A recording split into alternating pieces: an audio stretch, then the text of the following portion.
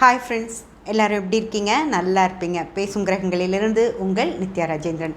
Friends, நம்ம இந்த பதிவில் என்ன பார்க்க போகிறோம் அப்படின்னு சொல்லி பார்த்தீங்கன்னா, ஜோதிடத்தின் மீது நம்பிக்கை இல்லாத ஜாதகர்கள். கிரகங்கள் எப்படி இருக்குது அப்படின்னு சொல்லி நம்ம பார்த்தா, கிரகங்களில் புதன், குரு,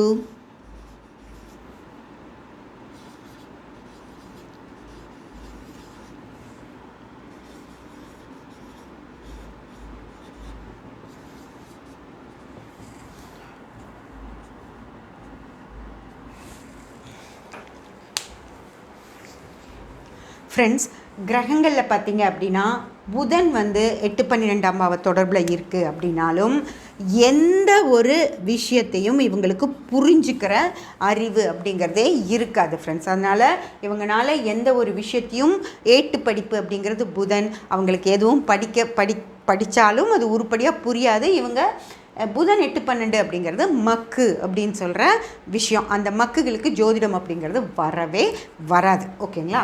அதே போல் குரு அப்படிங்கிறவர் ஒரு ஆன்மீக கிரகம். கடவுள் அப்படிங்கிறது குரு தான்.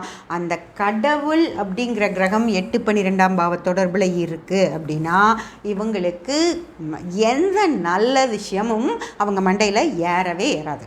தவறான விஷயங்கள், தப்பான ஒரு இடத்துக்கு போகிறது, தப்பான விஷயங்கள் செய்கிறது, எந்த விஷயத்த சொன்னாலும் தப்பாக புரிஞ்சுக்கிறது, அது மாதிரி தான் இந்த குரு கெட்ட ஜாதகர்கள் இருப்பாங்களோ தவிர அவங்களுக்கு ஜோதிடம் அப்படிங்கிற நல்ல விஷயங்களெல்லாம் அவங்களுக்கு புரியவே புரியாது ஃப்ரெண்ட்ஸ்.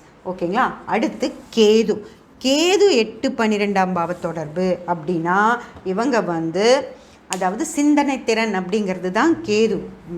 புதன் புத்தக அறிவு அப்படின்னா கேது உலக அறிவு அப்படின்னு சொல்கிறது. ஞானக்காரகன் கேது. ஞானம் அப்படிங்கிறது ஒருத்தருக்கு நல்லா இருக்கணும். கேது ஒற்றைப்படை தொடர்பில் இருந்தால் தான் அவருக்கு நல்ல உலக ஞானங்கள் எல்லாம் தெளிவாக புரியும். கேது 8-12 வச்சு கெட்டு இருக்குது அப்படின்னா அவருக்கு தெளிவு அப்படிங்கிறதே இருக்காது. இவர் ஜோதிடமே படித்தா கூட அதில் இருக்கிற தவறான விஷயங்களை தான் இவர் புரிஞ்சு வச்சுப்பாரோ தவிர நல்ல விஷயங்களையெல்லாம் கேது கெட்டு இருக்கிற ஜாதகர்களுக்கு புரியவே புரியாது ஃப்ரெண்ட்ஸ். ஓகேங்களா? அடுத்து சூரியன் 8-12 அப்படின்னு இருக்குது அப்படின்னா அவங்க அதாவது ஆத்மகாரகன் சூரியன் அப்படின்னு சொல்லி சொல்கிறது. அதாவது ஆத்ம பலம் அப்படின்னு சொல்லுவாங்க. இப்போது நம்ம ஜோதிடம் பார்க்குறோம். நம்ம ஜோதிடத்தில் நிறைய விஷயங்கள் ஜாதகர்களுக்கு புரிகிற மாதிரி எடுத்து சொல்லணும் இல்லைங்களா? அப்போ நமக்கு ஒரு தைரியம் இருக்கணும். நம்ம மனசுக்கு அது சரின்னு படணும். சும்மா எல்லாத்தையும் அவங்கக்கிட்ட சொல்லிட முடியாது. உனக்கு இப்படி தான் இருக்கும் அப்படின்னு சொல்லி சொல்கிறதுக்கு ஒரு தைரியத்தை கடவுள் நமக்கு கொடுப்பார். எல்லா ஜோதிடர்களுக்கும் அப்படி தான். அவங்க சும்மா வாக்குப்பளிதம் அப்படிங்கிற ஒரு விஷயம் இருக்கும். அதையெல்லாம் அவங்க தைரியமாக சொல்லணும் அப்படின்னா உள்ளுக்குள்ளே அந்த ஆன்ம பலம் அப்படிங்கிற ஒரு விஷயம் இருக்கணும். அது இல்லாதவங்க தைரியமாக ஜோதிடம் சொல்லவே முடியாது ஃப்ரெண்ட்ஸ். அதனால் சூரியன் கெட்டு இருக்கிற ஜாதகர்களுக்கு அவங்களுக்கு அந்த புரியும். என்ன ஜாதகத்தில் இருக்கோ அந்த விஷயங்கள் புரிஞ்சால் கூட அவங்களுக்கு தைரியம் வராது அதை ஜாதகர்கள்கிட்ட எடுத்து சொல்கிறதுக்கு. நம்ம சொன்னால் சரியாக இருக்குமா, அது நடக்குமா, நடக்காமல் போயிடுமா, அவங்க நடக்கலைன்னா நம்மளை என்ன சொல்லுவாங்க அப்படிங்கிற ஒரு பயத்தோடு தான் இவங்க இருப்பாங்களோ தவிர இவங்களால முழுமையாக அந்த விஷயங்களை வெளிப்படுத்தவே முடியாது ஃப்ரெண்ட்ஸ். சூரியன் நல்லா இருந்துருச்சு அப்படின்னா தான் நிறைய ஜோதிடர்கள் சொல்லுவாங்க, ஜாதகத்தை வச்சு வாங்கி பார்த்துட்டு எல்லாம் உனக்கு நல்லா நடக்குயா போ அப்படின்னு சொல்லுவாங்க. எப்படி அதை சொல்கிறாங்க அப்படின்னா கண்டிப்பாக இவனுக்கு ஏதோ ஒரு விஷயத்துக்காக அது நல்லபடியாக தான் நடக்கணும். ஜாதகமே மோசமாக கூட இருக்கட்டும், ஆனாலே இவனுக்கு எல்லாம் நல்லா நடக்கும் அப்படின்னு சொல்லி ஒரு ஜோதிடர்கள் தைரியமாக அவங்கக்கிட்ட சொல்லுவாங்க.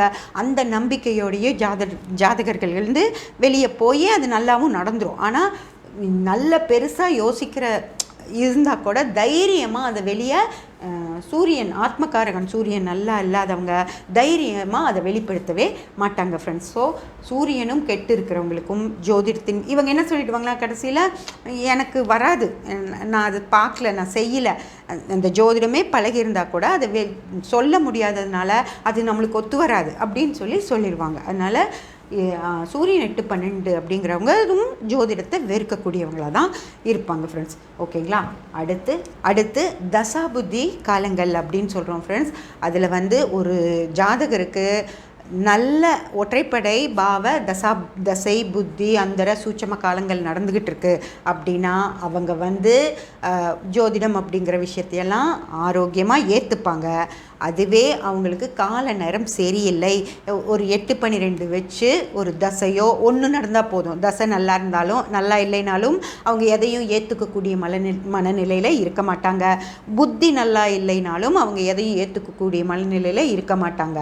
அதனால் தசையும் புத்தியும் அப்போ 8-12 வச்சு நடக்குது அப்படின்னா அவங்களால இந்த ஜோதிடம் அப்படிங்கிற விஷயத்தையெல்லாம் ஏற்றுக்கவே முடியாது.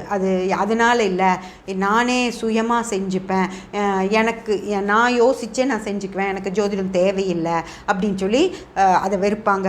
இல்லை ஒரு விஷயம் நடந்துருச்சுனாலும் இது நல்லா நடக்கும்னு சொன்னாங்க, அப்படி நடந்துச்சான்னு பாரு அப்படின்னு சொல்லி ஜோதிடத்தை பற்றி தப்பாக தான் அவங்க பேசுவாங்க. அந்த மாதிரி தசை காலம் தசையும் புத்தியும் நல்லா 8-12 இல்லாமல் இருந்தால் தான் ஜோதிடத்தின் மீது நம்பிக்கை வரும். 8-12 வச்சு நடந்தது அப்படின்னா அவங்களுக்கு ஜோதிடத்தின் மேலே நம்பிக்கை இருக்காது ஃப்ரெண்ட்ஸ். இதுதான் ஜோதிடத்தை நம்பாத ஜாதகர்கள் அப்படின்னு சொல்லி நம்ம சொல்கிறோம். ஃப்ரெண்ட்ஸ், இன்னும் நிறைய விஷயங்கள் நம்ம இதை பற்றியெல்லாம் பேசலாம். சப்ஸ்கிரைப் பண்ணி பெல் பட்டன் ப்ரெஸ் பண்ணி வச்சுக்கிட்டீங்க அப்படின்னா நான் போடுற எல்லா பதிவுகளும் உங்களுக்கு கிடைக்கும். லைக் பண்ணி ஷேர் பண்ணி கமெண்ட் பண்ணிங்கன்னா எனக்கு சப்போர்ட்டிவாக இருக்கும். Thank you friends.